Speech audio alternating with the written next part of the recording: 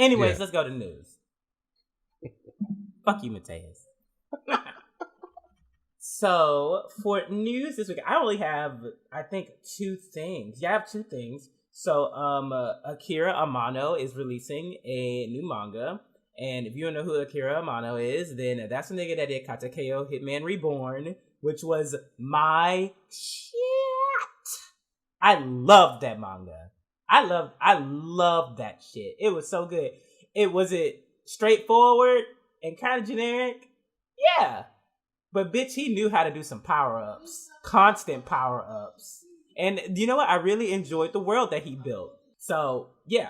I'm excited about that. And then the World Trigger anime is coming back. So... Yes, that I was excited to hear about that one. And I'm excited about that, but I'm excited about that as a person that has not finished all of the anime yet. But I've watched multiple fight scenes on YouTube, and I've been like, oh, this shit gets really, really good eventually, but I need to pick this shit back up. Because I stopped at the point where, who's the homeboy, the wind guy who has like the wind blade? Right, yeah. I stopped at the point where he was fighting literally like all them other niggas in the city. Like, he was just soloing everybody. I think I stopped like in the middle of that, and I was just like, oh yeah, okay, I can't wait till next week. It kind of moved a little slow for me, to be honest. Yeah, it is, and I think the manga is the same way. It is a slow mover. I have a hard time because I really enjoy World Trigger, but I think I enjoy it because the author found a way to stretch out the idea of like a tournament arc over the entire course of a series.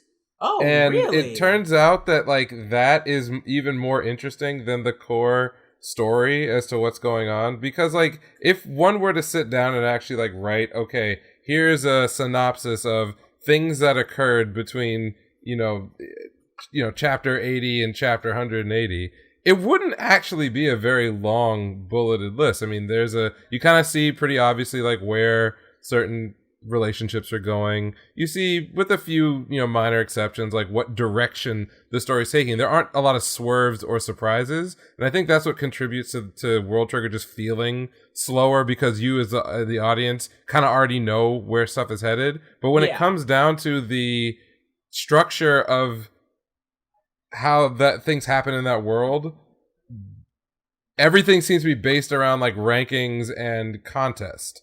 And so the best part about World Trigger is a way in which the heroes are not overpowered relative to a lot of their competition, and that their advancement is driven almost exclusively by teamwork and strategy that they settle over a long period of time. So you'll have like matches that come up where different teams are pitted against each other, and what seem like very basic, banal, or even boring abilities are utilized in weird and interesting ways that are, I don't know how to say this, but it's almost like it's so mundane that it then turns around and becomes interesting again, which I don't know how that can translate well in anime, because you have like a time commitment to like watching an episode. But in manga, you can like breeze through some shit and feel like over the course of 4 chapters everything got enough time to breathe. Whereas if you had to animate that, I don't know if that would be as exciting. But I enjoyed the World Trigger anime, so I'm happy that the manga is starting up again, and that, of course, it's popular. It is absolutely popular. Yeah. So the anime will also start again, because didn't they release some key art for the anime? Yeah. That's what. Yeah.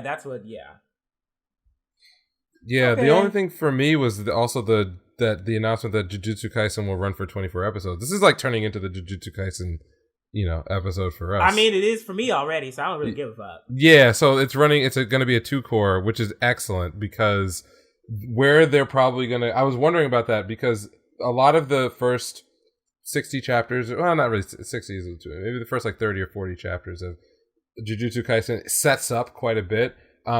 What is interesting, because the power system in this series, the curse technique, curse energy system... Wait. Do you have any more news? Yeah. This okay, may be like one other thing. But because of its complexity, you kind of do want to be able to showcase early in the show's run some of the cool stuff that's possible. And you kind of don't get to as much of it at a clean stopping point for a one core. So very happy to hear that it's running for 24 episodes. Wonder how that's going to impact Attack on Titan and its production, because it's also MAPPA and it's supposed to start airing in December. So they'll be having 2 shows running simultaneously. Not sure if they're producing all of it at the same time or they've wrapped most of the Attack on Titan stuff aiming for this season, and it's not so they don't have as much work to do to clean it up for TV. I have no idea. I'm down for the cause, but I'm gonna get into that later. Yeah. Also, the other piece of news is just that One Piece is taking a break. Oda got sick. Oh, he got sick. Yeah. That's really bad news. They didn't. I don't know if they didn't say it was COVID, but they said he had a sudden illness. And so they were. You know what? I didn't even consider COVID. Wow. Yeah. Well, I mean, it's much less prevalent in Japan.